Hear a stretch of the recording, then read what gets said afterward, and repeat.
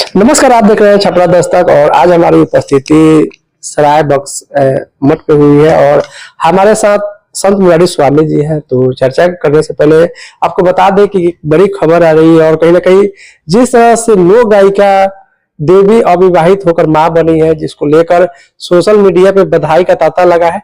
आप इस चीज को बाबा कैसे देखते हैं? ये जो बधाई देने की तांता है, ये लोगों की अपनी इच्छा है, परंतु ये सरासर गलत है। क्योंकि भारतीय संस्कृति या कोई भी राष्ट्र हो दुनिया का, पति और पत्नी एक साइकिल जिस प्रकार है, साइकिल का पहिया होते हैं, तो दोनों का जीवन में होना आवश्यक है।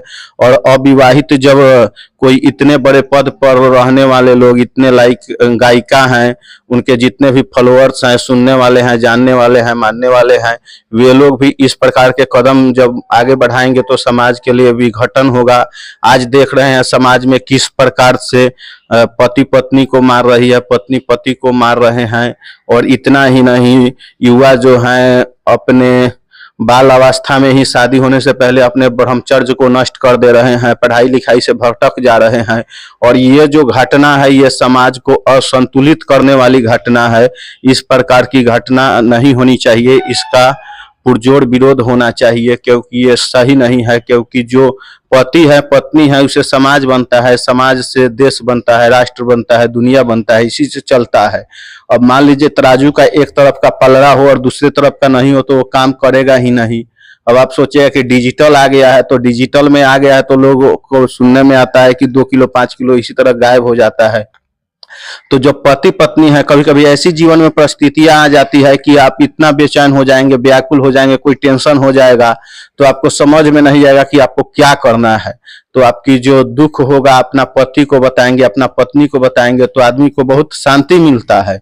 आज देखते हैं कि नए नए लड़के जाते हैं पढ़ने के लिए जयपुर, कहाँ कहाँ, और वहां पर आत्महत्या कर लेते हैं। इसका परिणाम है कि उनके जीवन में कोई ऐसा व्यक्ति नहीं होता है जिसे वो बता सके कि मेरे पास ये हुआ। और माता पिता को बताना नहीं चाहते हैं, क्योंकि युवा कम उम्र में गलत कदम उठा लेते हैं और उसका परिणाम होता है कि अगर कोई बॉयफ्रेंड हो, गर्लफ्रेंड हो, अगर बात करना बंद कर दे तो लोग फांसी पे लटक जाते हैं। माँ बाप जमीन बेच करके, कर्जा लेकर के 5 लाख 10 लाख पढ़ने के लिए अपने बच्चे को भेजते हैं, और उनकी लाश जब आती है तो माता पिता टूट जाते हैं। तो ये सब आने वाले समय में ऐसे ऐसे घटनाओं को ये सब बढ़ाने वाला काम है, इस पर रोक लगना चाहिए। और ये सरासर गलत है, क्योंकि जो संस्कृति है, सनातन है, जो कानूनन है, संविधान है, उसके हिसाब से राष्ट्र में कोई भी किसी को भी चलना चाहिए। उसके विपरीत कोई चलता है, अध्यात्म के विपरीत, राष्ट्र के विपरीत, संविधान के विपरीत, तो ये गलत है।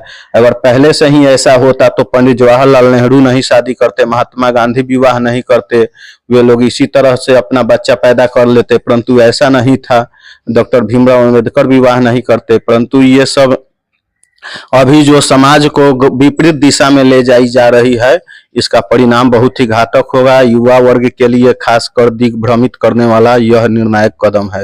एकल विवाह, एकल शादी भी इसको कहा जा सकता है, जिस तरह से देखा जा रहा है समाज में। एक चीज ये आप बताएं कि कितना असर पड़ेगा युवाओं पे? युवाओं पर काफी असर पड़ेगा, क्योंकि जो इस बारे में एकल विवाह है या क्या है, ये जानकारी नहीं है। परंतु अविवाहित और लिव इन रिलेशनशिप ऐसे शब्द हैं जो समाज को, देश को गर्क में ले जा रहे हैं।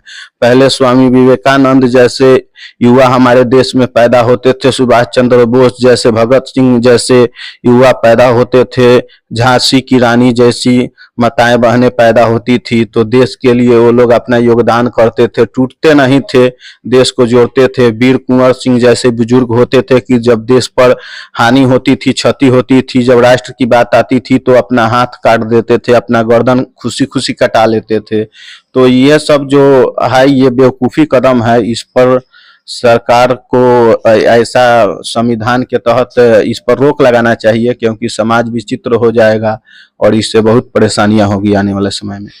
हमारे साथ विस्तृत चर्चा में संत श्री मुरारी स्वामी जी थे। सुरेंद्र राम पर